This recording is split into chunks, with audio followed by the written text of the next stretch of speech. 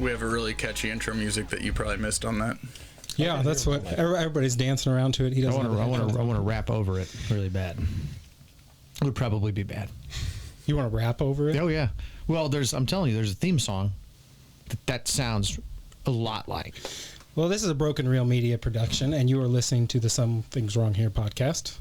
I am Randy, and I'm here with my two co-hosts tonight, Ken-Zee. And I'm Brian. So, Ken-Zee and Brian. Ken-Zee.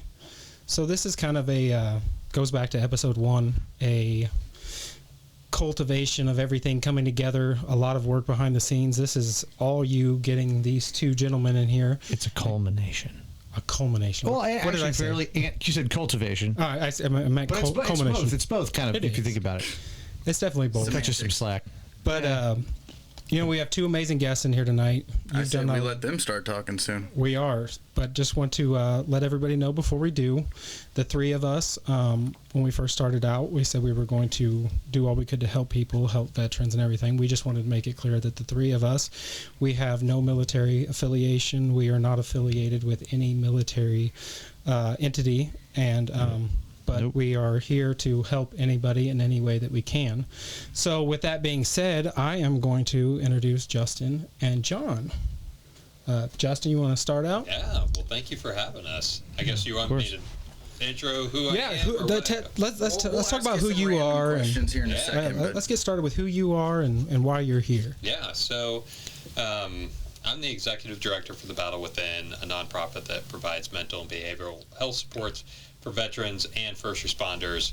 I'll get into my story a lot, but really I got into this because I needed it myself, and it was very beneficial, and I am very fortunate that I'm in a position to continue to pay it forward to others that are in that place that I once was. That's awesome. That's awesome, yeah. It's good to hear.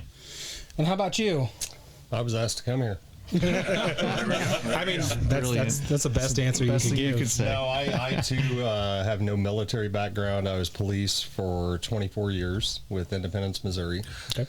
And I got medically retired 2.5 years ago, and here I am. It's been the battle of my life since the last 2.5 years, and now I'm on a mission to make it better for others. I bet we know common people.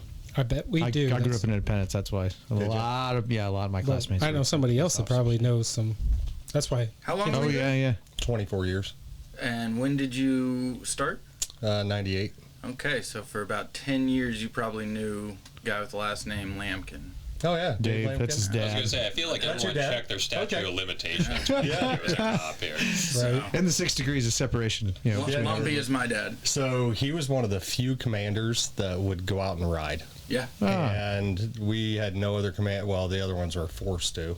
And he would go out, he'd take his rank off, and he'd go ride. Now, he didn't take any reports, but he was at least touching base with us peasants. Yeah. That's cool. That's always cool. Very cool. I've got a lot of respect for him, though. Me too. I think it's forced. I was going to say, do you have a choice in that? It's not optional, really, in that. All right, so let's start off with the Battle Within. Let's talk about between the two of you guys. How did you guys come together?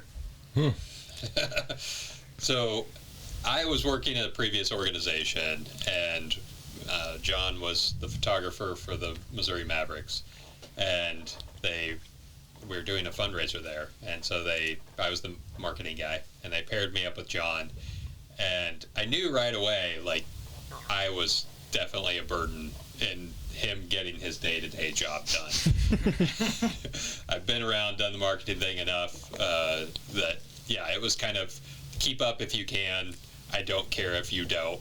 And that's really how the night started off. Yeah. And, really, we just started talking. I think it was kind of that persistence, and I didn't really care. I've been around the block enough that it's like, yeah, I'm going to be as little of a pain to you as I can, but also I have a job to do, you have a job to do, and I like to talk. So he'd ask me a few questions, and I'd just answer him and tell him my story. And I don't know if you want to pick it up from there from your perspective. Yeah, I was pissed. That's what we like to hear. They had never assigned anybody to me, and I was upset that night because, well, I was always upset then, but more so.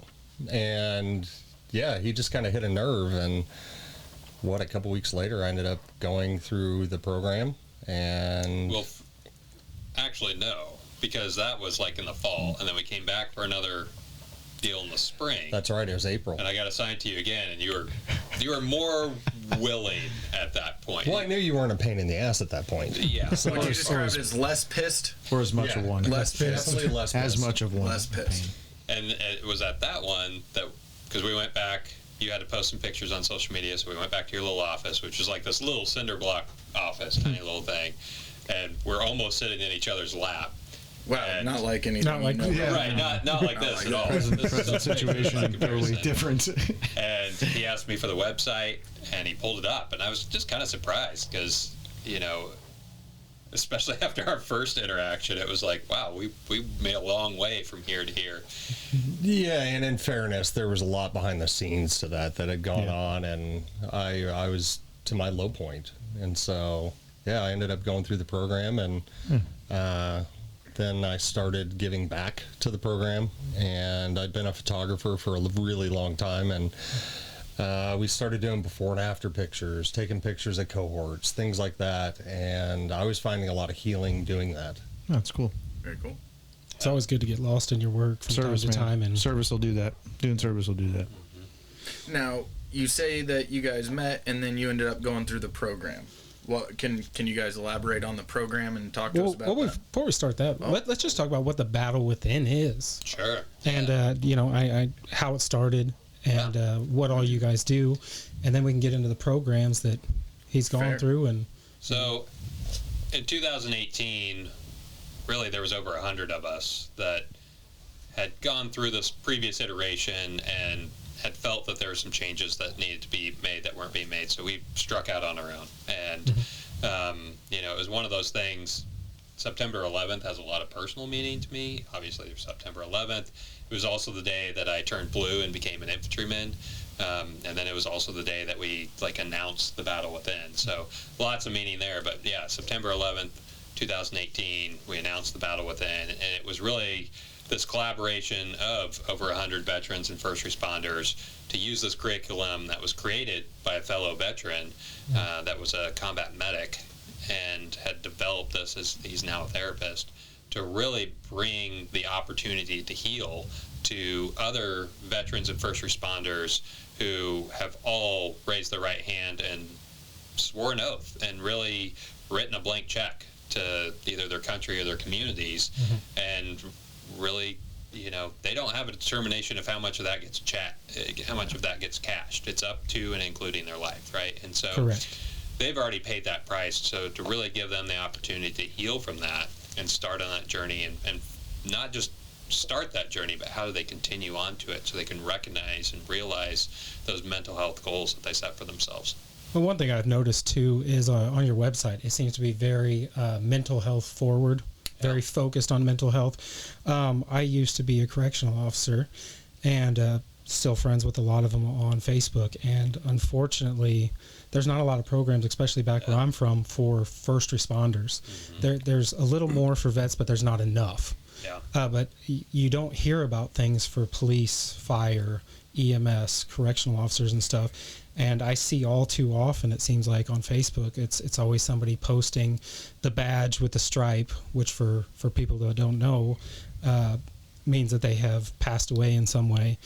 And it seems out of 99% of the time, especially in the corrections, it's usually self-inflicted. Right. Yeah, that's ugly. Not good. And that's one of the beautiful things, and I should clarify what we consider a first responder, because it is what you think of, the police, the fire, and the EMS. But beyond that, it is the dispatchers, it is the corrections officers, it's the frontline medical personnel, like your ER docs and nurses. It's everyone that doesn't get to say no in the face of crisis. And really having that power, meeting someone like John, we've become wonderful friends through the years. And we probably wouldn't have ever become friends just in day-to-day life. And you get really into those silos, right? Like only other veterans that have been shot at, deployed, and had the same experiences that I have, only they can understand me, and only they can help me, right? And you with corrections have that same lens. You with police and fire, and everyone has that same mindset of only people that look like me and have had those experiences can understand and help me. And that's one of the powers of the program, is you really come in, you see, we are here because of different traumas, because of different experiences. But it is impacting us, and our lives are falling apart, and our families and those that we care about are falling to the wayside because of very similar trauma responses. And so we can help one another and relate to one another, because trauma is a human experience. And absolutely. it really It's an existential acts the thing. same way. Yeah. Yeah, that's awesome. That because I don't know if I've ever heard of a program quite like your guys's before. Yeah. It's kind of tailored to such a wide variety of people, and there's so many experiences within your program. So tell us about that. Yeah, you know, I think, again, that diversity, I mean, it's everything from Vietnam veterans to pretty young kids that they join the police force, per se, and they have a terrible experience very early on, or a lot of corrections officers. I mean, you guys get tested that first time you walk into the cell block, right? And so there's a lot of, it really runs the gamut. Did you have the curly hair when you were on the cell block for the first time? No. I did. I was bald. I had the bald, but no hair. I'm glad you didn't say shave. His girlfriend posted some pictures a while back of him, like when he's quite a bit younger, and he's got these like the locks, the very, very pretty boy looking. So you were not a corrections Are officer. those pictures of you when you were younger, AI?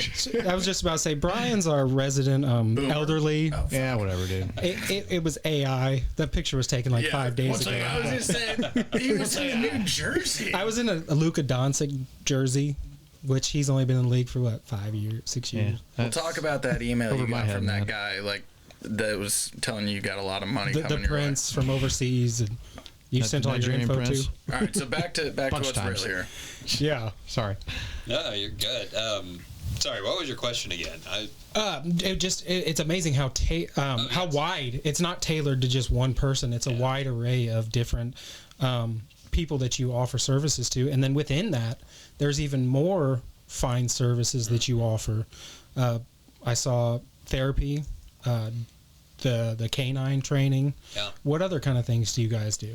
Yeah, so really our services are broken down into kind of three categories. There's that isolation that everyone falls into, right? And that's because of a lot of those stigmas and a lot of that shame, ultimately. Mm-hmm. And when I came home from Iraq and got out of the service, it really was, I was fast-tracking through the ranks. I was recommended to go green for gold. I was, really at my peak. Mm-hmm. I didn't realize when I got home that those maladaptive coping mechanisms were really driving me apart and really forcing me down into more suffering and more depression and more isolation, because my perception of myself was still, I'm this high-speed, low-drag individual that is able to thrive in one of the most hostile environments. Why would I really be challenged in a cube farm, doing mundane civilian stuff? And the fact of the matter was, I was really challenged in the cubicle doing mundane civilian stuff because I was so used to that fight or flight. Yeah. And just the hypervigilance and that, hyperarousal, that my responses were not good. Yeah. And Always facing a door, always looking for a threat when there probably isn't one. But it's those things that you get trained, and I still do it myself. I sit back to a wall, facing a door, those kind of things. You just get conditioned into it. I know your experience is way different than mine, but they are, but it drives the people around you kind of crazy too, because of the way you act. They don't understand it. So right. So when you started the Battle Withen, or joined started or joined? I'm sorry here. I was one of the co-founders, yes. Okay, so I believe that's what I thought. There's another co-founder in there. Okay. We have over 100 of them. Nice. So, yeah. I love it. So when you were co-founding the Battle Withen, was it easy to put people in a room and say, okay, healthcare, we want to be the fucking opposite. We're going to go ahead and we're not going to exclude people. We're going to try and get it as broad as we can and hit the entire community. Was that simple, or was that... That's a good question. How did that come about? How did you guys model from, okay, not just first responders, let's get to dispatchers, let's get to, everyone? Everyone. I can answer that because we saw the need. And we saw that trauma was affecting people that previously weren't recognized. And just because they're not recognized doesn't mean that they're not being traumatized, having the impacts of the family and on the job. Absolutely. And so they got included. And it honestly, the hardest part of that is the different jobs coming together, because you think nobody's going to get along. You think everybody's had different worse experiences, and then you get there and you realize trauma's trauma, and we're all being assholes, we're isolating, we're doing all these things that are all similar.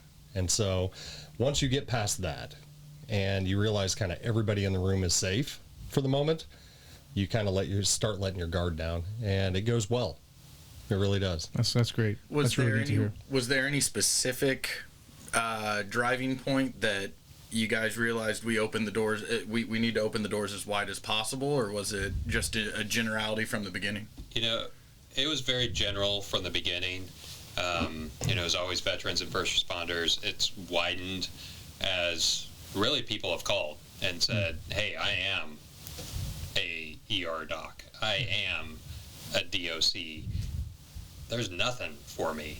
And here's the trauma I've been through. And it's like, holy shit, that sounds a lot like a lot of our stories. How do you say no? Yeah, welcome in. And so I did notice it also on your site that it's a 4-question test to see if you qualify. Yeah.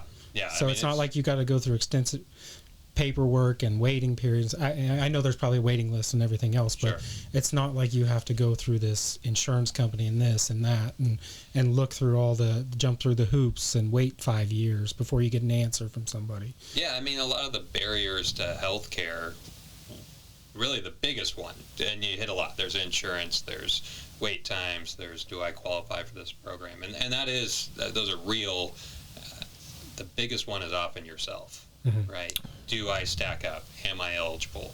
I know from 6 paces away, based off what's another military guy's uniform, what kind of conversation we're going to have. Like if he has combat infantry badge, if he has combat patch on his shoulder, like, hey, we probably got a lot to talk about. If it's some kid straight out of basic and you can tell that from his uniform, it's like, it's probably going to be a short and sweet conversation. And so, but we do that in our minds. I mean, when you walk in on Monday with a new class and everyone's kind of sitting there with their arms crossed, their hoods up, they're kind of side-eyeing each other, and it's really like, why are you here? Why are you It here? almost sounds like a stigma of like an AA or something. Like, not the everybody's stigma, closed but off, like, everyone's got to get that. Let's figure out who the hell everyone else is here. But I think also the perspective is you've isolated for so long that now you're coming into a program that is supposed to help. You're terrified because if you've been to many other programs, especially as a first responder, they're all BS. They want to push pills. They want to do some very surfacey stuff, and the Battle Withen doesn't. That's why I continue to come around, because they're real about their efforts. And so, you sit there and you already don't want to be around people. You don't want to face what you know you need to face. And so the first day is definitely the hardest. Yeah. And maybe I feel like in a situation like it's a trust. You don't trust anybody, right? I mean, I'm trying to sort through what you're telling me, and especially if you're trying your best to limit social interaction with others. It's like maybe you feel like you're giving something away. You don't want them to know. They'll know if I talk. It seems like a really, really, really good idea to start that trust. Open up. The guy next to you, the woman next to you, they're not going to hamstring you. They're not going to screw you. It's such a big deal when you're when you're guarded like that, when you've been guarded for so long. I get it. Well, and I think, too, the healing process, it's kind of like going to war or having a baby. You can read about it all you want. You can watch all the movies. You can, You can learn to swim play online. laser tag and pretend. Oh, stop. But until the bullets start flying and the shit starts flying from the baby, Literally. you have no idea what it's really like. And so it's really kind of the same. You can intellectually be like, all right, here's what I'm going to do. And that's the thing. We used to be very secretive about what went on in the 5 days. And over time, and good client care, we don't do that anymore. Yep. And, there's often the question, well, should we not say this or that? And it's like, I tell them, they even have like ridden around to some of the different like ritual event spaces we've been at, and they have the same, because it's completely different when you're experiencing it yourself. And so once you can actually get in that environment and start to experience it and feel it, and the way that it's really built with that group dynamic to build upon itself and really allow you the space to be vulnerable and to see how, for the first time in most people's adult lives, some of their lives, that being vulnerable, there are people in the room, everyone in the room respects it and honors it, and it's not something to be ashamed of, and it's not something that's going to hurt you and your career and your family. You can just see, particularly like the first 2-3 days, like everyone's shoulders just like start lifting. The weight comes off, man. Yeah, the weight comes off. Exactly. That's awesome. So, how hard is it? How hard was it for the two of you to seek help, to figure that out, to know and actually realize I'm either going to zero or I need to pick my shit up and I need to do something. Something has to happen, or something bad's gonna happen. Well, and can I add a little bit onto it, just to accentuate the question? I think it'll let it distill down a little bit. Was there a specific time where it's like, I've got to get help now? I got to do it now. And because I mean, anything like that, there's a ramp up, right, where it's just getting worse and worse, and all of a sudden either it snaps. Yeah. So yeah, there is. Most people that show up there, this is their last resort. It's their last effort. They've tried therapy, or they've tried all these different things, and when you can see it, when people come through that door and this is their last shot. Yeah. And once they, because with PTSD, a lot of the symptomology is control. We like being in control, thinking we're in control of everything around us. It's an illusion, right? It is an illusion. And then you also, the control is displayed when you're isolating. And so now you've come out, now you're around other type A people. And I can't speak for military, but for police, it's always a dick measuring contest. And I don't know how you're going to beep that or whatever, but that's fine. There's no beeping. That's, yeah, I mean, it's totally a measuring contest. It really is. And, I don't associate with any, like maybe 2 or 3 cops, because they've all got pretty big issues, and they can't see their issues. And so their issues are everybody else's issues, and it's not enjoyable to be around. And so, yeah, it was extremely hard to go. I got to a place, to circle back, where I had a gut in my mouth and I was ready to end it, and I didn't. And I went and got help, and I saw that there was a different way. Yeah. And that Well, place. we're glad you did. Yeah. That's awesome. Well, one thing you said too is a little while back made me think of you go try to get help, and a doctor will say, just take these, call me in 6 weeks. You get pushed off so many times when you're trying to figure out what's wrong internally, or why you're just feeling a certain way. I've seen it time and time again with myself and multiple people. Here, take this.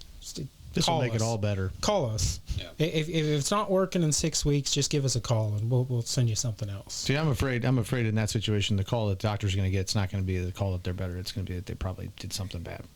Yes. Yeah, I mean, my experience with doctors is June of last year, I ended up having to go inpatient, and my brain was a mess. I couldn't sleep, I couldn't eat, I was in fight mode, I couldn't get out of it. And my wife got on Google and tried to find treatment center for first responders. Couldn't find anything. There was a place in Florida that the reviews were horrible, so we immediately knew. Kind of knocks that one. So she gets on the National FOP website thinking they're an authority, and I go to this place in Utah. It was a joke. For people that don't know, that's the Fraternal Order of Police. Yeah, sorry. No, you're good. I was just filling anybody in that doesn't know. No, but it was a joke. Yeah. And you go out there, and they're not treating what the issue is. And so I came home after 30 days, and I was on 8 new meds. Holy smokes. And I immediately told my wife, I'm like, I can't do this. I cannot. It is not healthy. So I worked with my local doctor, and I got off all of them. But that's what they want to do, is if we just medicate the problem, we don't have to spend the money and address the issue. Band-Aids. So, Band-Aids. Something that stuck with me from what you said, and I want to kind of come back to this, and this isn't to throw shit at the wall and see what sticks per se, but personal experiences, no military, no need of what this is. I've been burned in my attempt to help veterans before, in other cases. When you said last resort, how many people are coming from another place or have been turned away, or how many people do you get that when they find you and they give the effort and it works out, how many people are you dealing with on that level? I don't know how to answer. I mean, there's over since 2017 when I went through, I've mentored a ton of classes, and we both have had very personal conversations with people, and there are, if I'm understanding your question, there are a lot of people who you later discover this was my last shot. If this week didn't work, I was going to go home and kill myself because nothing else has worked. Have you come across many people that have gone through other programs, like where you tried other programs and you finally found the Battle Within and that's stuck? I would love to say yes, but as a first responder, this is the only program I've found. This summer I've been on the hunt for programs for first responders, and I've not gotten one. Well, I've gotten one response back and it didn't work, but there's not a lot of programs. For veterans, there's 44,000 plus nonprofits. For first responders, we don't have that. And we are at a critical stage. Yeah. I would say from the Battle Within, about 25% of our folks have ever sought therapy before. And our graduates, 90% of them go on. Just because there's nowhere else to go, probably. That and the stigma, and, you know, I mean, we have Vietnam veterans that come through on the regular, and they've never really dealt with it before. Well, they never had a place to, and they never felt comfortable to. And so, you know, there's a lot of people that start their journey at the Battle Within, and I think that's because really our alumni, you know, it's people like John that go, and you can go for 5 days, right? Like everyone's done a corporate retreat where you go and you're like, we're going to slay dragons and this is great. We got all these tools, and then you come back and your inbox is 3 times more than it used to be. So you're like, I'll use these new tools after I get through all the shit. And then 3 months later, you're like, oh, well, I kind of remember those tools, you know? So I think that's something we very much wanted to avoid, and we wanted to create an environment where this is the catalyst and the start that really illuminates your journey and gives you ownership of that journey, and that you will continue. And our alumni, I mean, all the credit to them. It's hard work to realize, yeah, I've been hurt. I have these traumas, mostly not of my own choice, right? I was in these situations and I witnessed them, and I was, you know, unfortunately a part of them a lot of times, but this wasn't the person I wanted to be. And I have to take ownership now that I see that I didn't willingly take on that trauma, but I did create the maladaptive coping mechanisms to handle it, and that's not benefiting me anymore, and it's killing me and my family. And I have the choice to make: am I going to go back to that because it's comfortable and it feels safe, or am I going to push myself and work through it to become the better man or woman that I want to be for myself and my family? And they do. I mean, the average amount of therapy our folks continue to do is 32 sessions. They are always coming, well, what's next? What's that next program? What's the next thing I can do? They're searching out things like John. I mean, I've known you for, 8 years now? And, I mean, the amount of work you've done on yourself is amazing. And the benefit of that is they become the best mental health advocates in the world. You know, HR can slide the flyer across and go, hey, we've noticed you've been messing up. We really hope you take advantage of this. But if you have somebody that you ride in the patrol car with, you go to each other's birthday parties, you've known each other, I care about you.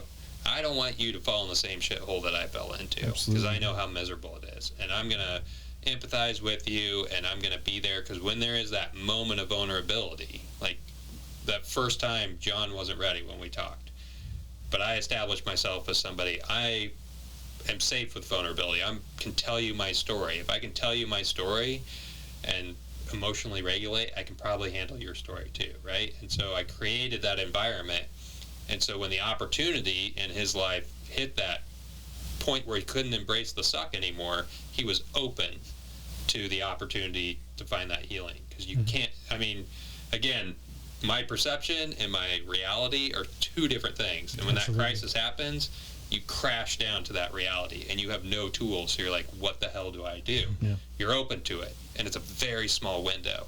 So having that where they can get resources, or they're going to embrace the new level of suck, or they're going to resort to suicide.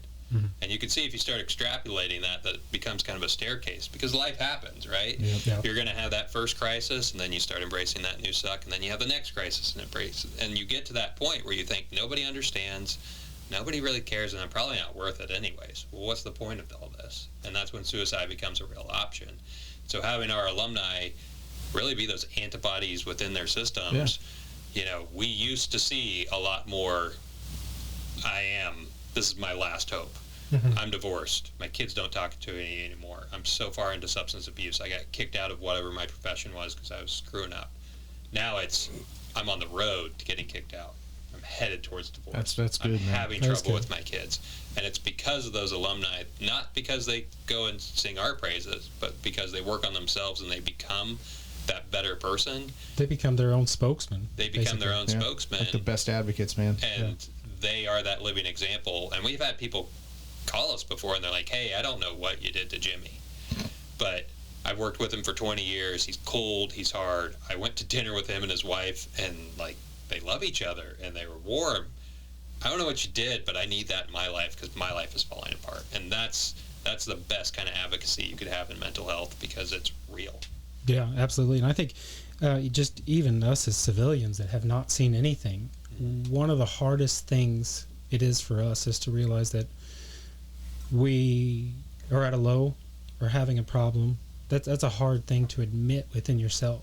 Yeah. And I can't even imagine throw in trauma on top of that, things you've seen, things you've experienced, things you've been through, things you've done, and it's just, I mean, and then nowhere to turn. I just want to say, like, I've been concerned with the problem of mental health in the United States for a long time. Yep. But adult mental health, and especially social media has exacerbated the teenage mental health thing. This total ability to get seen by everybody and judged by everybody when you're a kid. That's not what they want. But the first thing I always thought, so I have not real service connected. Okay, I don't have a lot of people in my family that were in the service, but the ones that I do saw service overseas and in war.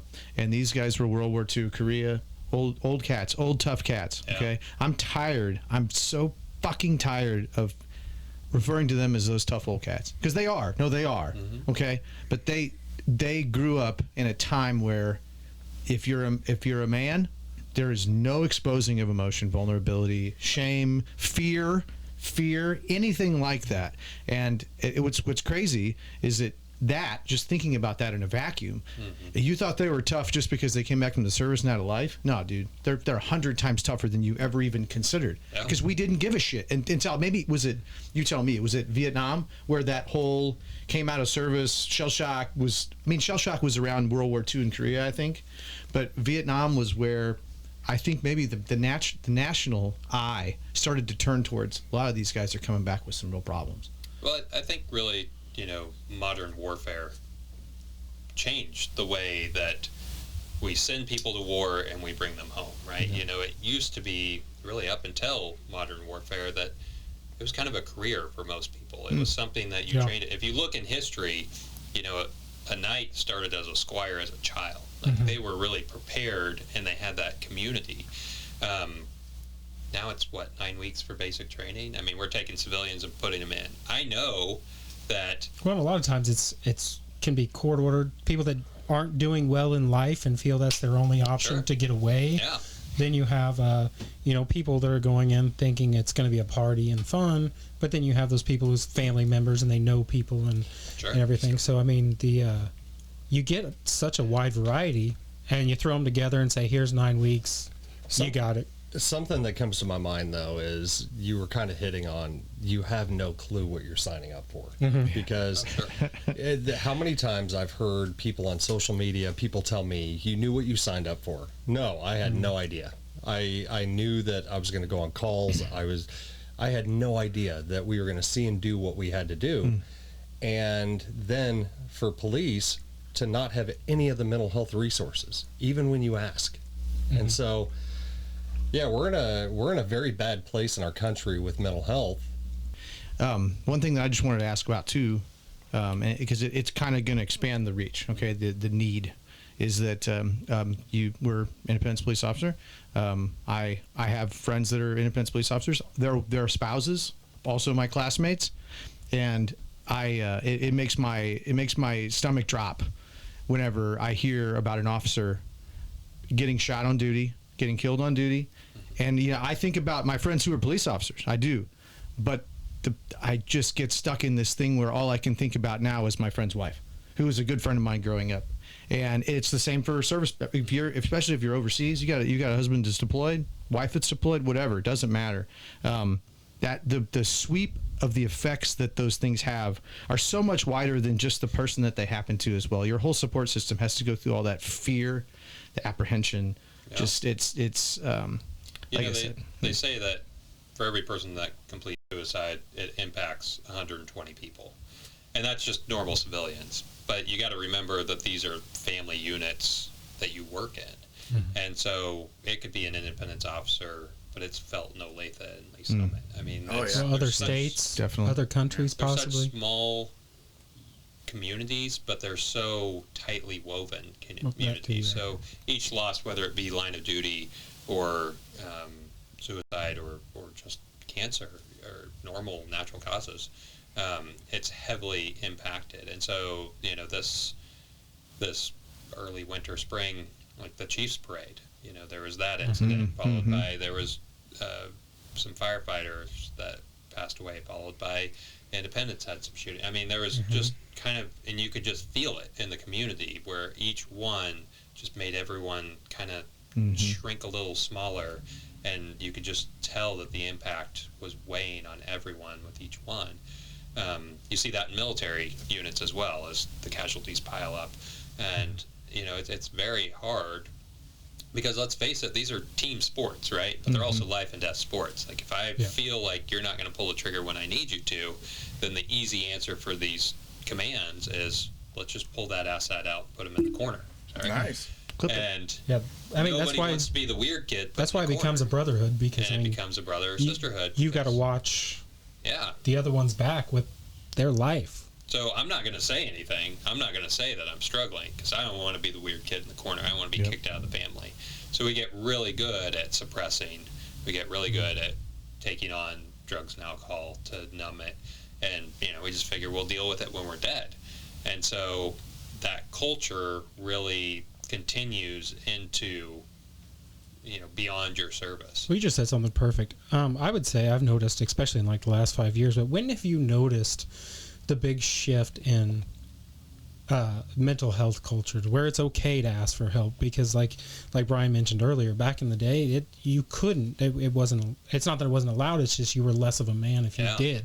And I think it's a new phenomenon. It's a great phenomenon that's happening. One of the few things that social media is actually bringing to light. That's a positive. That's a rare one. I know, but when would you say, you've been doing this for a long time, you yourself, when have you noticed that shift, that it's okay to not be okay? I really feel around COVID, like one of the silver linings of COVID was everyone was faced with this uncertainty, with the levels of trauma, with that isolation being forced upon them, that the noise arise to such a level. And, there was a lot of very vocal folks that, like our alumni, that really spoke out about their journey and about where they were willing to do and how much it helped. And I think that noise just rose to the point where people started to listen. And then also, we have our kids to worry about, and their mental health has really suffered through. Absolutely. Well beyond COVID, but I mean that didn't help the matters in any way. So I would say, really these last four years has seen a difference. And then I would say too, there's the financial reason why commands and departments are getting behind it. People don't want to do these jobs like they used to. No. I mean, the Marines surpassed the recruitment numbers by 1 Marine. Really? 9 officers. The Army, just for the first time in the last couple of years, actually hit the recruitment number. I mean, they're giving bonuses far greater than they were during the war. Smokes. Our police and fire services are so undermanned here in town. KCPD is, I think, 350 officers short. Overland Park is 50 officers short. I have the utmost respect. Short. I don't know the number. I went to school for probably short too. I went to school for law enforcement and criminal justice. Mm-hmm. I couldn't do it. Right. I'll be the first to say I couldn't do it. Oh, I'd do 3 more tours in Iraq before I could be a police officer. I don't know how. I'm so thankful that they do, but I couldn't do it. All right, hold on, let me real quick. Yeah, this is just a side. Yeah. This is just a side note because I want to put it on here. I brought up old school veterans, and I went through it's just the stupidest reason, but sometimes stupid reasons produce amazing results. I was going through, and I was doing this. I'm a cataloger, completist, and I was watching all the Best Picture Oscar winners. Mm-hmm. Okay, and I watched the movie The Best Years of Our Lives. I believe it's 1947 or 1948. It was the Best Picture, and it was about 3 World War II veterans that came back, and they were highly decorated, had seen service, had done great, and they came back, and all of their worlds all completely fell apart. Mm-hmm. And William Wyler was the director. It just, sometimes when you see a piece of art or a piece of creative expression where they're so far ahead of the curve, they just understand it so much more than the zeitgeist of what these soldiers come back to. Sure. They just see it's anachronistic. They understand this is a problem and it's going to be a problem. So I just wanted to say, literally, if anybody, you want to watch a movie that's compelling, that will make you change your mind, The Best Years of Our Lives, William Wyler was a Best Picture winner. Amazing, poignant, sad, but also triumphant film.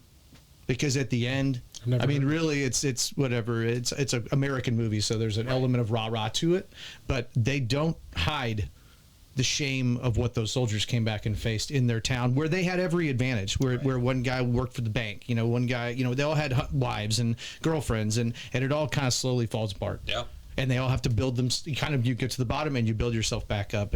But I think you kind of hit it too. You have to go back to 1947 to really get a film that tells the after story, right? Yeah. Most of the time it's Saving Private Ryan or Black Hawk Down, and we have all this action, and we're America, so we will pass, and everyone's like these amazing hero, and then cut credits, and that's kind of, I think, how America treats these professions, is here is this crisis that happens, and here are the people that respond to it, and a lot of times it's the victims.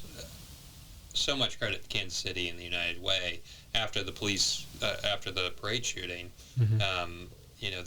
They started the Casey Strong Fund, and it was to help the victims.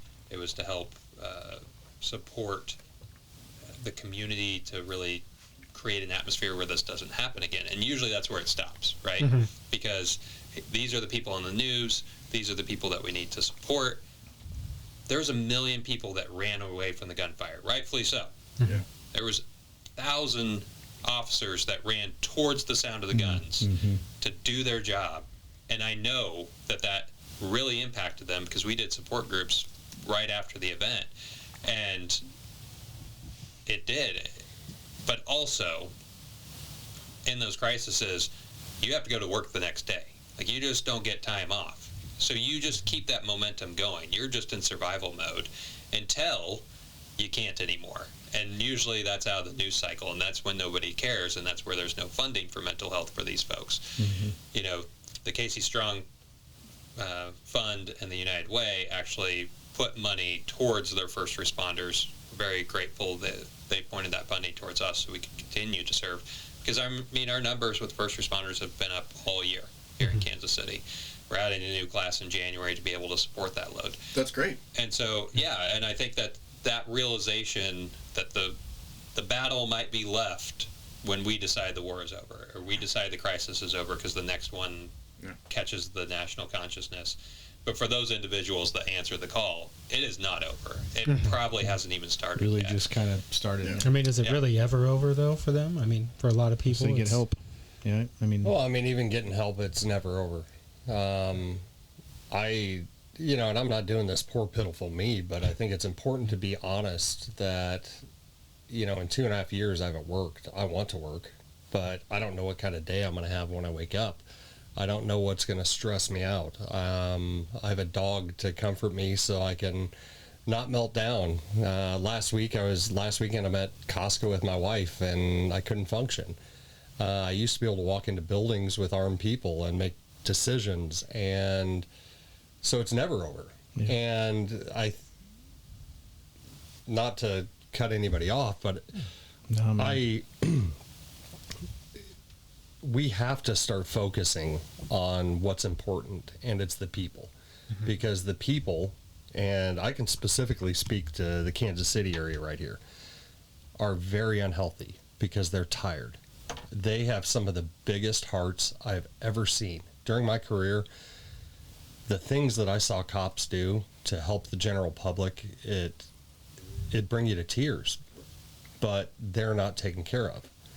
And that's my goal, is to start finding those resources because they don't exist. And in the meantime, going out and trying to heal. And, we have this great program with the Battle Withen. They do phenomenal. They service so many people, but truly going to the Battle Withen is like taking a pregnancy test, finding out you're pregnant. You go to the doctor for the first time. They give you some instructions. Now it's up to you. Yep. And you've got to figure out, do I want to be status quo and stay pissed off, bitter, and affecting negatively everybody around me? Or am I going to, put the work in and do it? And when you decide to put the work in, it's hard because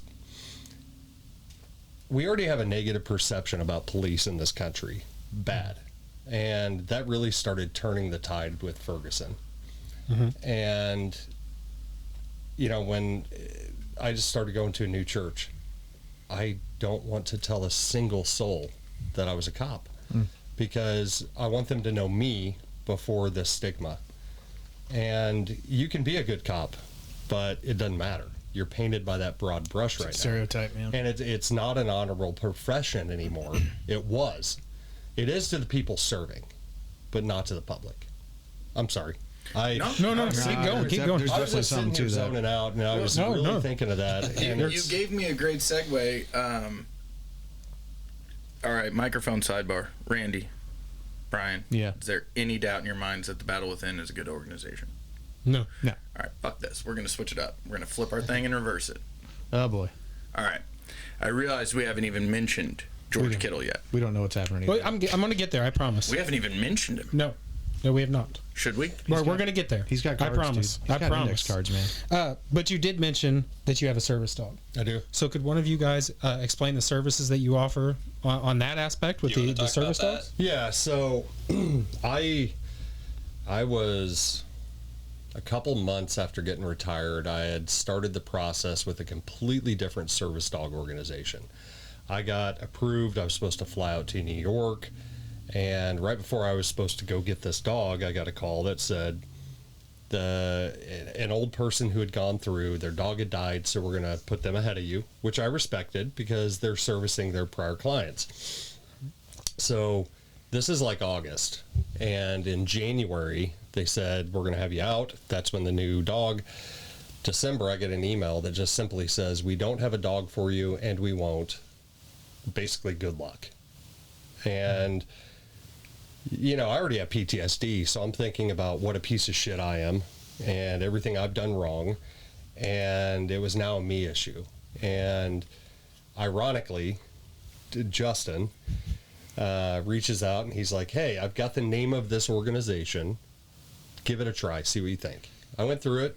Not a great experience, but people from that organization have now broken off, similar to how Battle Withen started, and Dogs for Valor was started. The lady who started it, Sandra, her heart and soul is in service to first responders, veterans. And essentially, if you don't have a dog, you apply. If you don't have a dog, then they can pair you with the dog. You're going to go to the pound, you're going to find a rescue, and then you're going to start training the dog. They're going to train you to train your dog. Yeah. And so it was very similar to the program I went through with Charlie. And teach a man to fish. Yeah.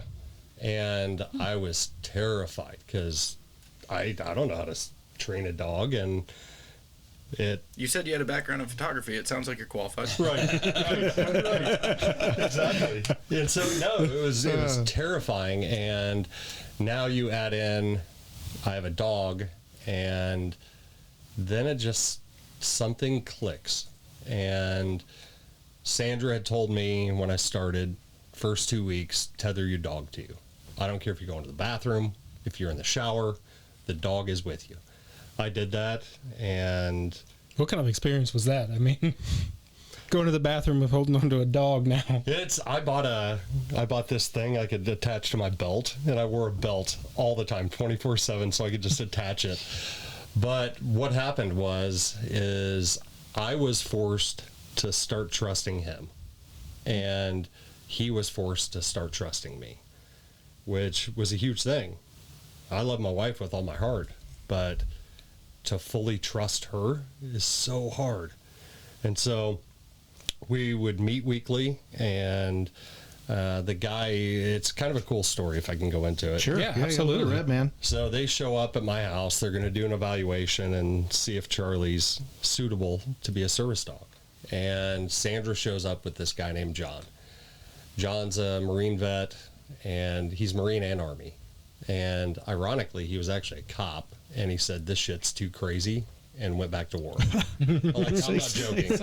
He was in North Carolina, and he was basically a civilian assigned as like a SWAT team member, and they did high risk arrests and things like that, fresh out of war. And he was like, "This is crazy. I'm going back to war," and he did. He shows up, and I've never said this, and when we got done, he leaves, and I looked at my wife and I go, "Man, John and I are going to be friends."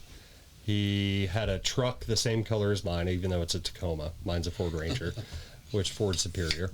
But we can talk. Couldn't tell by the T-shirt. We can talk. I agree. Through this process, he and I have now become best friends. That's how I got into overlanding. I didn't even know. I thought that was your best friend. Yeah. This is a podcast about perspective. So one perspective. Yes. No, and so it got me into the space of overlanding and realizing when I had to go to Utah for inpatient, I'm standing under the stars, and I knew I need to be in nature to heal. I didn't have anything scientific. I just knew in my gut. And so I came home, and I started this process to build out my truck. And it was the most stressful thing in my life. Because it wasn't a Tacoma? No, mainly, partially because everybody in the overlanding community services Toyota and Jeep, not Ford Ranger. Well, I drove Fords my whole career, so I was like, screw it, I'm doing a Ford. Well, you got the servicing guys from TikTok that scream fucking Ford Ranger. Right. I mean, have you seen those videos? The people. They're on like houses down the road. Yeah. Ford Rangers are tough, man. I will never knock a Ford Ranger. No, they're good, but no, I think it's kind of coming back to the service dog. So he shows up, and we started weekly meeting, and we would go out to public places. He would teach me to do commands with him. We'd then implement those in public. So you're already stressed about being in public, and now you have a dog you have to control. And then one day it just clicks, and you truly start being a team. And yeah, he saved my life legitimately. I'm not this guy that's ever been suicidal until I was. Yeah. It's a long story, but 2017, I got suicidal. And then a little over a year ago, June of last year. I had a surgery. I had 2 rotator cuff surgeries. I woke up in a trauma response from that, and my brain wouldn't shut off. And I had all the tools. I knew to meditate. I knew to journal. I had friends. I had all these things, and I tried them. But it still got to that place. But I was able to verbalize it this time. And that's when I went off.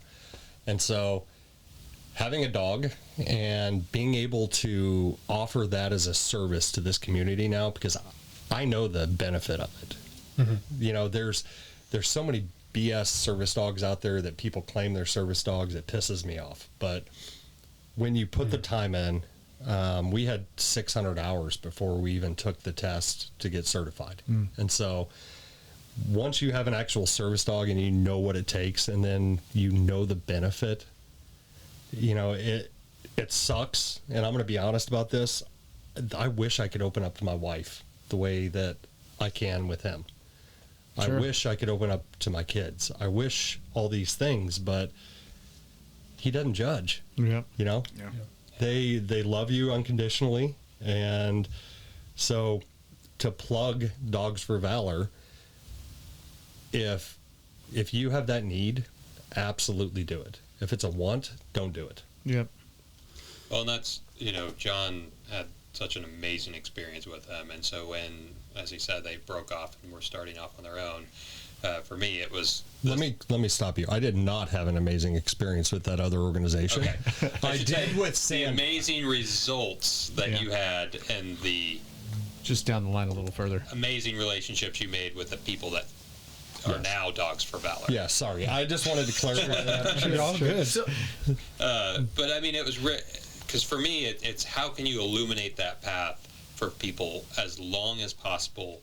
Because when your life is a dumpster fire, you don't know where to turn for help. And so for a lot of people, it is. They need that dog to start that process, to get out of that isolation, to get the self-confidence, to even get into supports.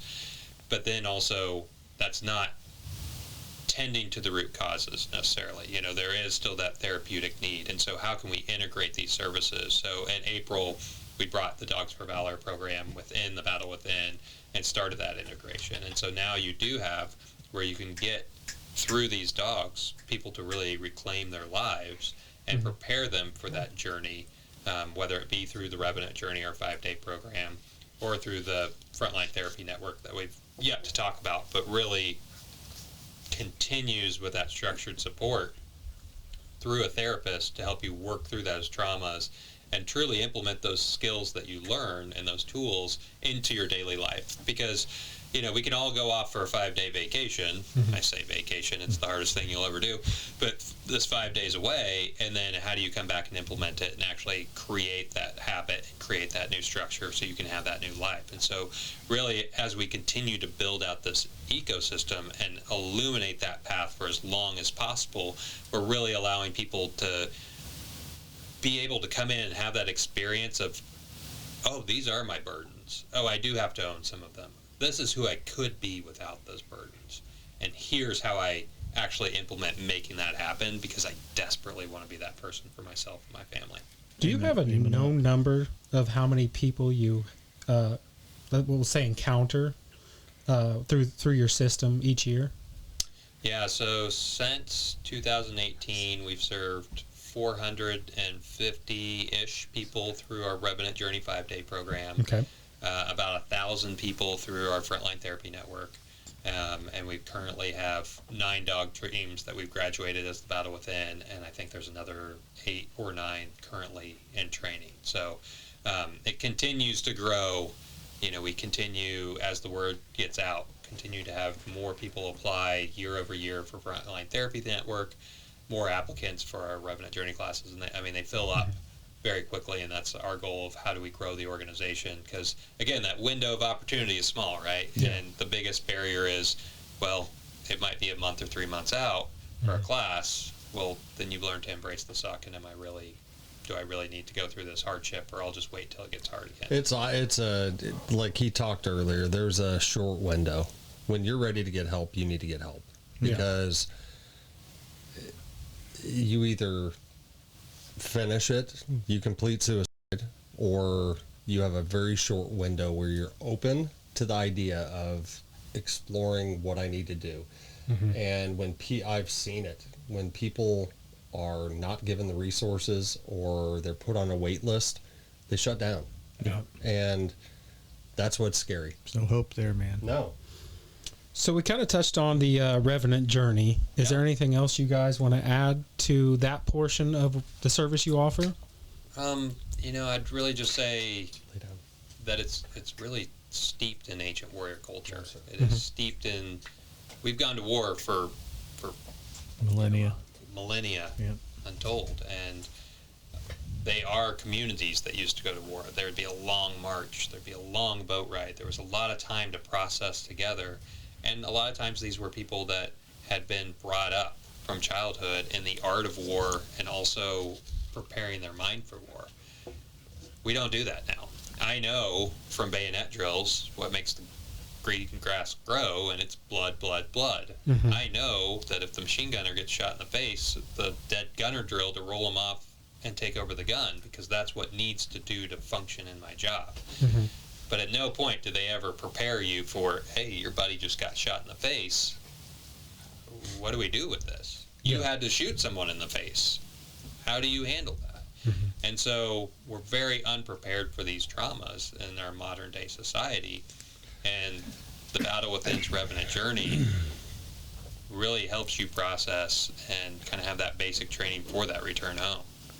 So I come from a different place where we're underprepared. We already know what the problems are. The science is out there that these jobs cause trauma, and what it boils down to is companies and governments don't want to have the physical expenditure to cover, healthcare, mental health, because it all goes down to the mighty dollar. I mean, we can't not say that, because we have the awareness. People know that it's an issue. Right. And just now, as police, we're able to start maybe talking about being okay. Like, I'm not okay. So we have a long way to come. It's a big systematic issue with many roots that, me and John aren't going to solve by ourselves. But I think creating those advocates and allowing people to see that there is a path and there is hope can allow where these programs can be implemented into those systems much earlier on. So how do we catch people while they're still in service, while those traumas are still fresh, not 10, 20, 40 years down the line when they've already taken control and really destroyed somebody's life. But it also can't be forced, because somebody has to want to be there, because if you're forced to be there, you're not going to absorb it. You're going to be a distraction. And so we talked about the Revenant journey. Is there anything else you guys want to say about the Frontline Therapy Network? it's effective. You can reach out to the Battle Withen, and you will be connected with a therapist, and quickly. And generally, you're not dealing with this, you know, like right now, I'm trying to get into a new therapist. I don't have one.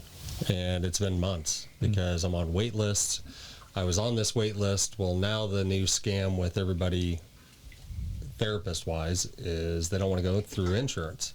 Mm-hmm. So you get super bills, and then you have to go through insurance and get reimbursed. My point to that, you're not dealing with that with frontline therapy. So it's effective. That's good.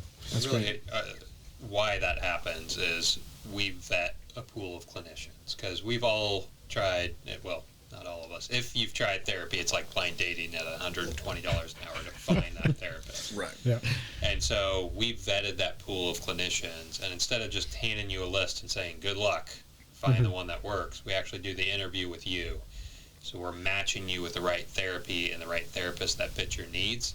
And we're reaching out to that therapist and saying, hey, are you taking new clients? Is this going to be a good connection? And then we'll fund the first 5 to 10 sessions to get you going on that long-term relationship. So you are...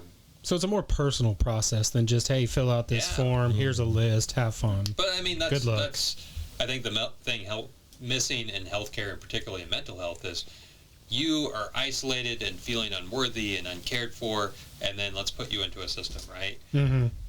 we really focus on, let's treat you like a human and treat you like a person and make you feel worthy, and let's just see how much better that system works, and it works really well. So that's really kind of the power of Frontline Therapy Network, of being able to connect people. And we're in over 28 states now. Nice. That's awesome. To really give people that free start into a long-term support. That's great. And John, you guys have the Dogs for Valor, which John, he went over pretty extensively and stuff. So what are some yearly events that you guys have? So I think probably one of the most fun things that we do to raise funds is our wiffle ball event. And that's how we met this June at our big celebrity mashed plastic events. And this really came about, it's in a guy's front yard here in Kansas City. And it came about because they were just playing kind of a sandlot, league wiffle, throwing bases down in the field and playing in this guy's front yard. And when I say front yard, it's like a beautiful multi-million-dollar house next to State, like 3 acre one of the state most lot. beautiful parks in the city, next to the most beautiful plaza district in the city. So it wasn't Sandlot. You remember the kids that rolled up in the Sandlot on the bikes that were assholes? Yeah. It was their field. Gotcha. Yeah. That makes a lot of sense. And our director of development was like, hey, we could probably do a cool fundraiser here if we had a stadium. And there happened to be a guy that worked for HOK, and they're like, can you design a stadium? And he's like, you idiots, that's my job. I design stadiums for a living. And there was a construction guy there that was like, I can build a stadium. And the owner was like, I will pay for a stadium. So we had like this green monster. We got the foul poles. We had, bases put in. And then George Toma came to be our groundskeeper. And for those that don't know, George Toma invented groundskeeping. He's done all Super Bowls except the last one. He's 95 years old, Korean War veteran, just amazing guy. And we kind of got him in his grandfather years. Like, if you hear stories of George Toma, it's like, get the fuck off my field. And that's how he met Lamar Hunt, telling him to get off what would become Lamar Hunt's field. We got the, hey, come here, let me teach you about groundskeeping. Nice. And that really opened up doors. So then we had people giving turf and, just donating. And so we have this amazing event that happens, and we bring in some celebrities. So there's like Matt Beasler from Sporting KC, Mitch Holtis, who's the voice of the Chiefs. We had Alex Gordon from the Royals, and they really captain these teams. We bring in and we turn this guy's front yard into a Major League Baseball stadium. So we bring in a Jumbotron. We have a 4-camera live setup. We have a broadcast booth. We have the bleachers. This year they built like a 3-story bleacher. Kind of blocked out the sun. Yeah, it was crazy. Well done. That's awesome. Shout out to A.L. Huber, I'm assuming. A.L. Huber, Casey. really did us right. Casey Scaffolding. I mean, it turns it into the stadium. We're playing under these stadium lights that Soiza donated like $40,000 worth of lights to make the stadium happen. That's awesome. And so it's really this opportunity for everyone to come together. And what we say is find your wiffle, right? It's find that joy, find that what makes you feel like a kid again. And that's something that's really been lost from our veterans and first responders that are in that trauma. And so by having this really fun event, you're creating this opportunity for them to heal. So when they come to our alumni game and play, they can have that same experience because they have that internal peace. They have the ability to really enjoy themselves and be present and be there with their families, and find their own wiffle, whatever that may be. And so that event has turned into like 3 events throughout the years, and it's just such a great fundraising opportunity. So from the get-go, Ken-Zee said he wanted to always help out with vets. That was his number 1 goal. So You need to include first responders. Oh, go ahead. Oh, yeah. I'm joking. And first responders. By the end of the night. Damn bastard. All right, you're about to piss me off. So this wiffle ball tournament actually inspired him, and when he told me the idea, I want you to look in that camera and kind of give the look on my face when you told me your idea. That's I can do the same look. Yeah, it was close to that. Yeah. I think that was close to my look when he told me what his thoughts were. Let me interrupt real quick. What was your face when you first heard this? I mean, we were on the phone, so you couldn't see it, but I mean, we dreamed up, let's build a wiffle ball stadium and an event in 3 months before we had our first one, when nobody knew about it. We had no sponsors. It was like, let's go find some people that we know and see if they'd like it. So my face was like, yeah, let's see if it works.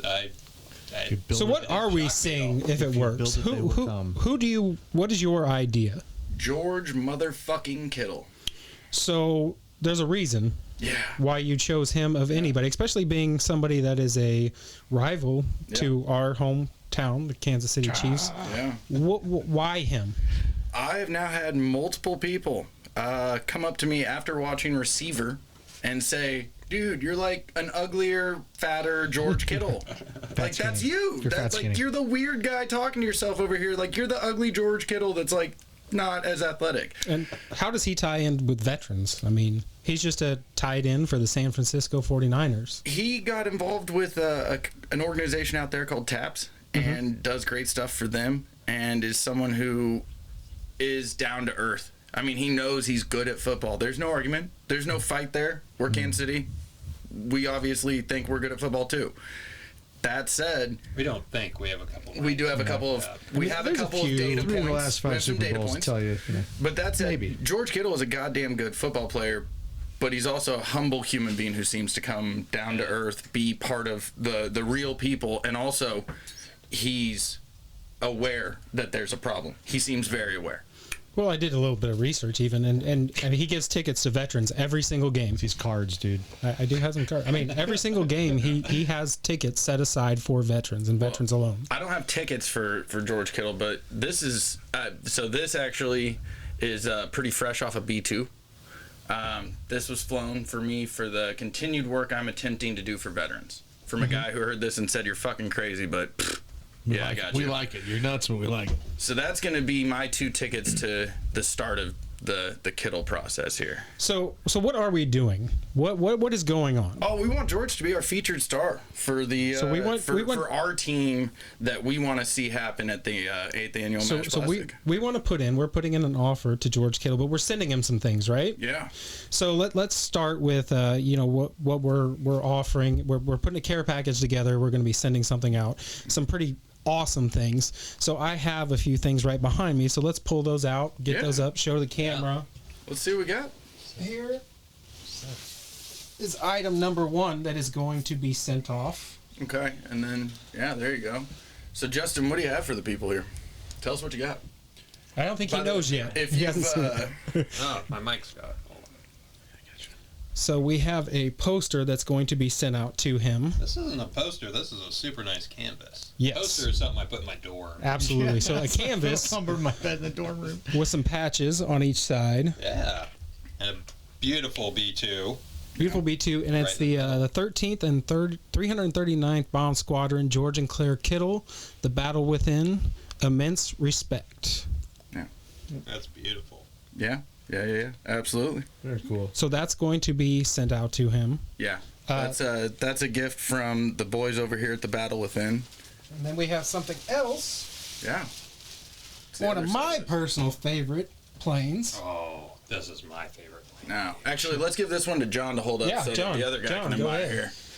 Get all these camera angles, John. Oh, John, don't cover your face. John, you're going to piss me off. So we've got too low. A canvas of the A10 Warthog.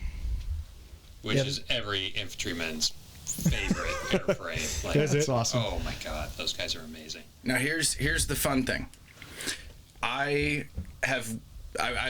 dealt with a lot of liaisons through Whiteman Air Force Base. And it turns out the most recent, when this was passed off and she found out, she reached out pretty quick. She goes, all right, so this hit my desk, and who, George Kittle? Yep.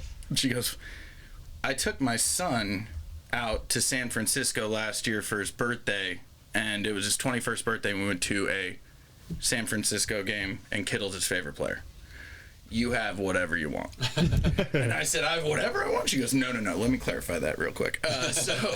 Yeah. But what we do also have is if we can land this deal. Let's break this down per each one. So Whiteman Air Force Base, we are sending this out in a care package to him with a letter saying, hey, this is what we have, this is who we are, this is what's going on. So what is Whiteman offering? Whiteman would love to host George Kittle for a private tour. They would love to put him into an A-10 Warthog simulator, let him zip around and have some fun. They want to let him see some cool planes. And overall, they'd love to have a little military meet and greet that, as it turns out, the gossip on base turns into a little bit chatty Cathy quickly. So there were some rumor mills floating. And so he is supposed to, if he accepts this offer, he is supposed to bring both of these canvases back with him? If he would, that would be pretty cool, because then he'd have a gift and airmen could do whatever they want and write whatever messages they want. I mean, if they just so happen to have a pin on them, they may be able to sign it or something like that. I mean, hell, I bet there's one taped in the back of it when it goes out. Well, it just might be. Just maybe. So that's one of the things that's going out. Yeah. Also, so the Battle Within, the wiffle ball tournament. Yeah. It is a celebrity wiffle ball tournament. It is. And you are... We can get a team together for him to be the captain of, whether he plays, captain, shows up, no matter what. This is all going to charity, and that's it. It's there. Right. Yeah. Yeah. He's welcome to come out in whatever capacity he wants. You know, we've had Sanders, who you know, we were playing against on Monday. We had him come out his drafty year. That was the first event he'd ever played in Kansas City. We actually had to cut the jersey for him because he was too big to fit in any jersey we had. It's large individual. You know, it is the most fun. I've seen George Brett then pitch 3 balls to George Brett at the same time, and he had 3 bats, and he hit 2 home runs and put a double out there. That's hilarious. In one swing. Is that even possible? I mean, you saw it apparently. Wiffle is I've seen some of the most athletic people make some of the most athletic plays, and I've seen some of the most unathletic people in my life make some real sports center worthy plays. So I mean, damn, who would have thought Beasler cranking homers? Oh, Beasler is just cranking. He's an athlete. Homers. He's an athlete, man. Yes. Well, I mean, he looked so good. I was like, man, that last season maybe he should have been in baseball. No, I'm kidding. No. Beasler, I love you. All right, and we are the Something's Wrong Here podcast, and what we're offering is free airfare, free hotel. That way to make food and drink. Make local their restaurants providing it. You can eat it wherever you want. You don't have to go anywhere. It can be delivered. It can be whatever, but we will get you here. Make sure you're comfortable.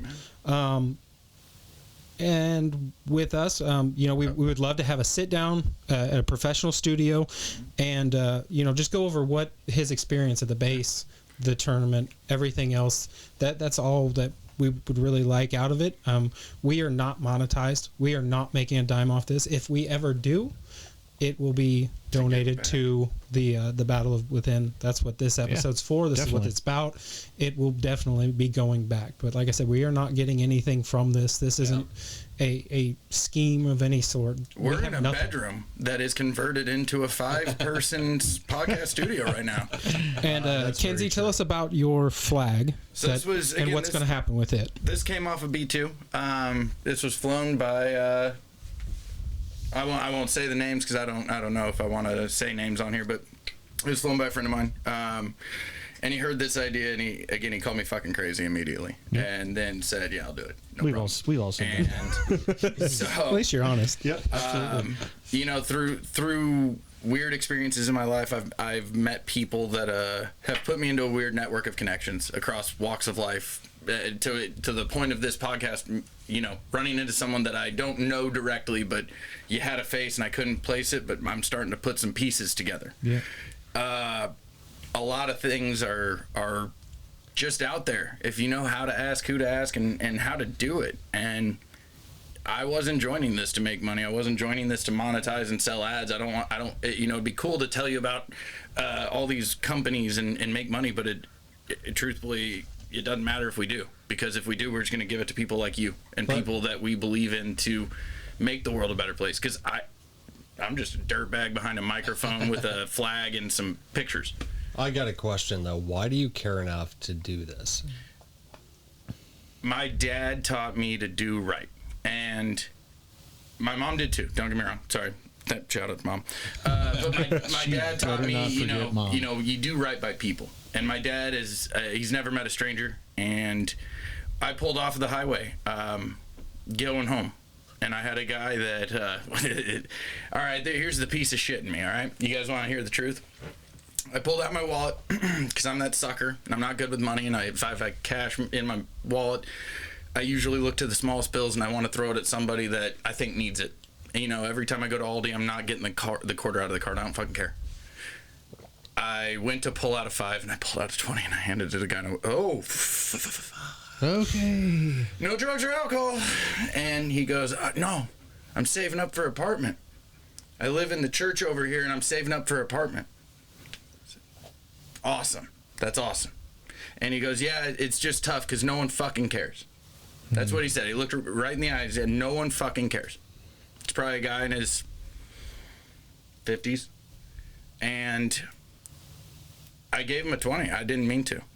And it was one of those where driving away, I realized the next day I was going to give him whatever I had in there. Yeah. And, you know, my wallet isn't very full. I live a pretty humble lifestyle to an extent. Like, I don't have...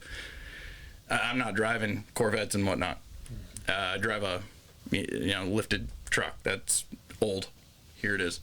But that really changed me because I followed up. I called that church. I actually drove over there. And they told me the guy's name, and I'm not here to track him down. He's got a cool story, and maybe we can talk to him one day. But the guy at the church said, yeah, he was living here. He was cleaning up, and he would take care of everything after. He's not a God guy, so he didn't care about the church. He would clean up after it, and he would engage anyone who talked to him. He was here. He's gone. He got an apartment. Do good, man. Aim for the good, my friend. Yeah. And it's like the first thing out of my fucking mouth was no drugs or alcohol because I realized I gave him $15 more than I was meaning to. Yeah. But how does that translate over to you caring enough to have a big dream and to have the courage to say, because here's the thing, people do crazy stuff all the time, but it's not like you decided to be crazy and do this.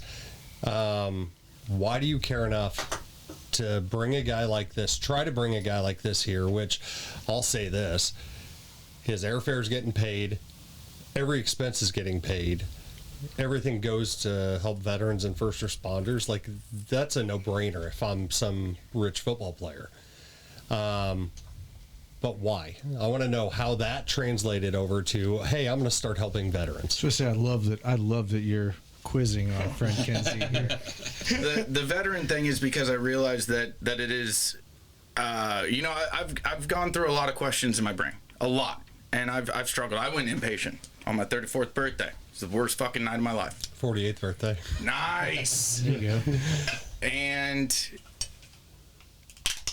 I found what matters to me. I know what matters to me now. Which is what?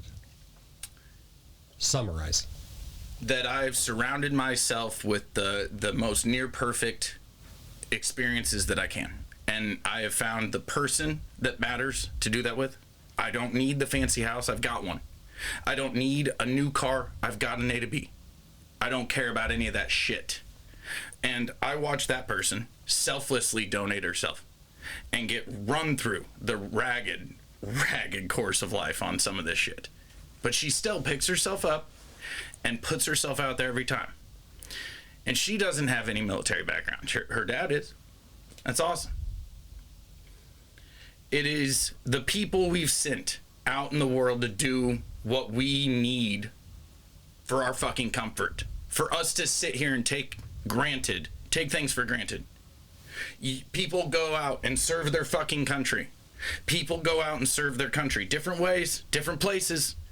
But you both saw shit that's not fucking cool, in my opinion. I bet you guys would agree with that statement. Yeah. Yeah.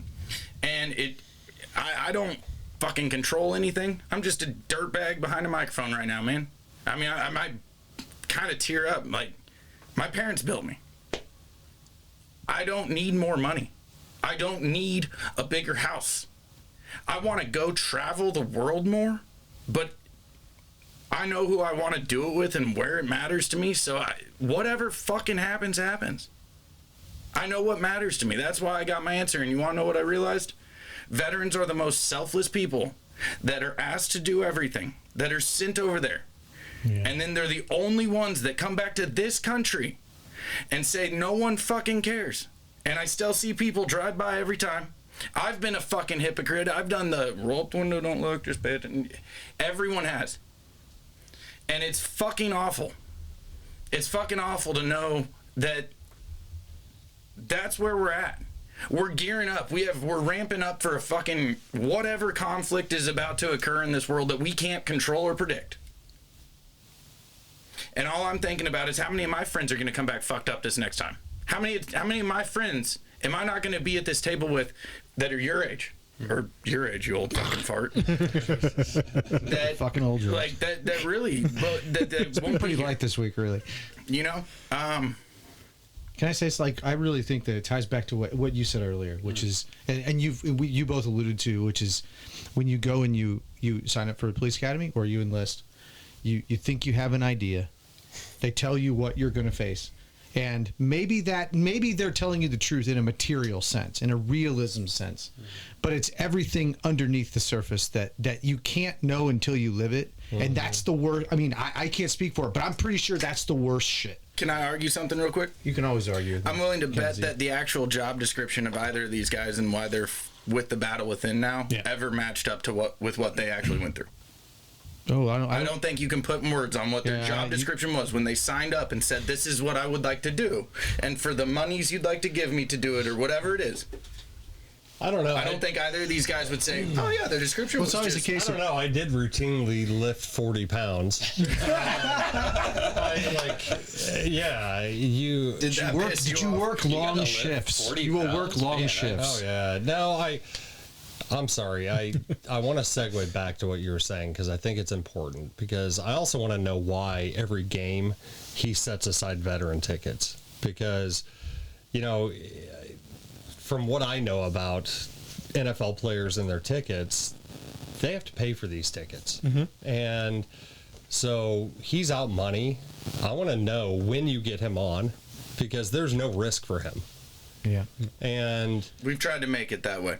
Yeah, and so, I mean, when you talk to him, I want to know why he does what he does. So he has done, I do have a few things that he has done for veterans. He gives veterans tickets for every single game. This year, he has raised over $10,000 for Operation Freedom Paws, a non-for-profit that connects vets with service dogs. In 2022, he donated over 150 tickets to the National Guard. In 2020, Kittle and his family founded the Hidden Pearls podcast to connect with veterans and give them an opportunity to tell their stories through stories. That's really cool. So they have their own podcast that's out there, and it's all with veterans, and that way they can tell their story and what happens. In 2020, he was gifted a Purple Heart from the family of fallen Army Sergeant Martin Lamar, and he keeps that in his locker to this day. He's never taken it out. It always hangs there as a reminder. So, I mean, it's a no-brainer why you chose him, especially for this event. I mean, he's given so much, but I am curious, what has... I know he has family members that are in the military and stuff, but what brings a person so selflessly to do that, I was looking up my phone a quote, and I mean, really how you build connection is through that vulnerability, right? Mm-hmm. And building empathy for others helps us build empathy for ourselves. Yeah, and I helps agree. You feel that you're not alone. So, as you said, like, it's people don't help each other like they used to. Well, I think they do. I think, the Battle Within wouldn't exist without amazing people helping in ways big and small. Mm-hmm. But really, it allows you to be part of that community and have more empathy for yourself. Mm. And that's what we're all striving for, or we should strive for, because it feels a lot better when you can give yourself empathy and grace, right? And allows you to grow, and all you have to do is give that to others. Mm-hmm. And I think the pendulum is swinging away from, kind of our materialistic, selfish Yep. America to, hey, this isn't healthy. Yep. What does it look like when I go the other way? And I think we're just into that pendulum swing hitting the other side. And I am hopeful, honestly, for what the world looks like and what America looks like when it does, because we need more connection. We need more vulnerability. We need more empathy for each other, because we live in interesting times, and I didn't know that was a curse until like I can't speak for. I mean, I get what I totally get what you're saying. I agree with it totally. And one thing that always blows my mind about human beings, okay, especially, I mean, it's U.S. centric, right? I know U.S. citizens, but like it really is really easy to help others. Okay, it's easy to give yourself to others, but it is hard to help yourself when you need help. Yeah. You want to know a selfish truth?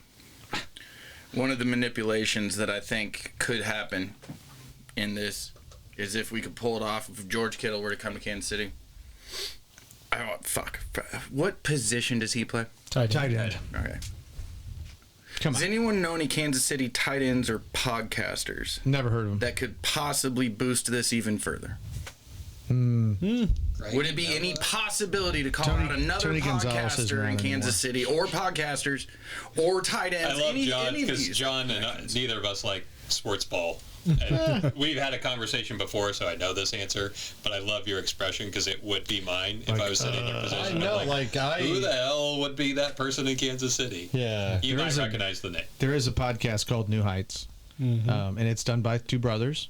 One is a current NFL player. One is a retired NFL player. I haven't listened to their podcast. It's but actually it's heard it's really really good. It's really fun. good. It's if a lot like this one, where it's just dirtbags drinking beer, talking shit to each other. They're knuckleheads, but they're funny, and they also have brother chemistry. You know what I mean? Where it's like nothing is sacred. Inside stories and all that good stuff. No, so I want to say thanks, because you guys are doing something kind of courageous to put yourself out there and have a big dream. And in America, there's not many people that go after the big dreams. Yeah, I agree with and you're doing it for a good cause. I've hit a couple of mine. Really? Yeah, Guess we'll see if the third one's a charm. I'm not gonna lie. I hope mean, it is. I was in shock when he told me the idea, but hell, if you don't dream big, what do you got? Yeah, what's the use if you're not going to go for it? it? The worst thing that can happen is that you get a no. The best thing that can happen is a lot of money's raised for a lot of good people that really need it. And you want to know what I hope, though, is more than the money. Yes, resources, great. Awareness and That too. people that are bringing that the good tweets. You know, when people are tweeting out and getting 10 million views on a tweet, man. I want that Spread it out. for someone like you guys. Yeah. Yeah. That's what I want. And I don't want it just once a year when we remember, or I don't want to see the go to social media and then you get the dick bag on Memorial Day, and then you've got the guy that's got to tell everyone about Memorial Day. Then there's the guy who experienced Memorial Day on Memorial Day. And just stop fucking fighting. Just figure it the fuck out and stop fighting. This is going to sound so ridiculous, but it's something I've come to learn in the last 2.5 years is the only way that we get through all this is through love. Yeah. And No, you're right, man. You're not wrong. I don't want to detract. I think that when I heard about this, it made me smile, because not a lot of people will chase something and put themselves out there. And you guys have. Well, it was a lot of hard work from Ken-Zee and a lot of emails, a lot of talking, and thank you guys for here. So with that being said, Brian, you got any final thoughts, questions, any? No, I just want to make a real quick comment. Yeah. And it's, I want to highlight that I'm a natural cynic. Okay. I'm a little bit of a skeptic. I look at lofty dreams, and I'm just, this part of me is this skeptic that's like, great idea, but it's not. But we've covered it a little bit. We've never. I mean, this would be a philosophical topic, but it's more. The cause is amazingly good, and the cause has been underserved for years, and it's just now starting to become something.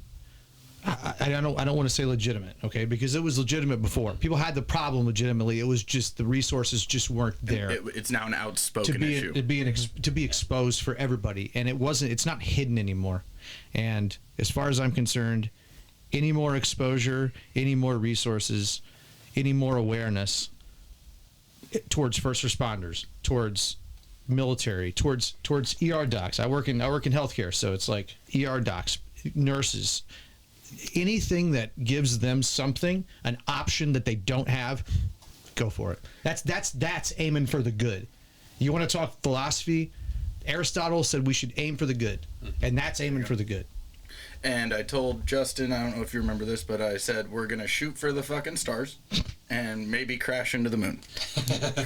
So with that, Ken-Zee, you got any final thoughts? No, I just want to make sure that John gets to tell us about what he's got going on. No, Yeah. Where people can find you. Yeah, that's coming next. Well, okay. At 48 years old, I decided to create a YouTube channel. And You millennial it's stupid. degenerate Sounds content familiar. creator. He's older than I am. Just Here's the problem. I refuse to get sucked into Facebook and Instagram. Yeah. I'm just doing YouTube. Great choice. My whole reason for doing this is I just got back from a 46-day trip to the Pacific Northwest, and man, I in all reality, I went out there to try to figure out how to save my life. Not that I was suicidal or anything else. It was, how do I adapt to society now with what I'm given, with my limitations, and I discovered it was so much more. I'm pretty excited. Like, next Monday, the first episode comes out, and the week after, I've got another one scheduled. I never thought I would be like, yeah, I'm putting episodes out next week, man. But I'm excited because I start talking about mental health issues, and I start introducing in the first two. It's going to get a lot deeper because during the trip, I encountered a first responder while I was in Washington doing the backcountry discovery route.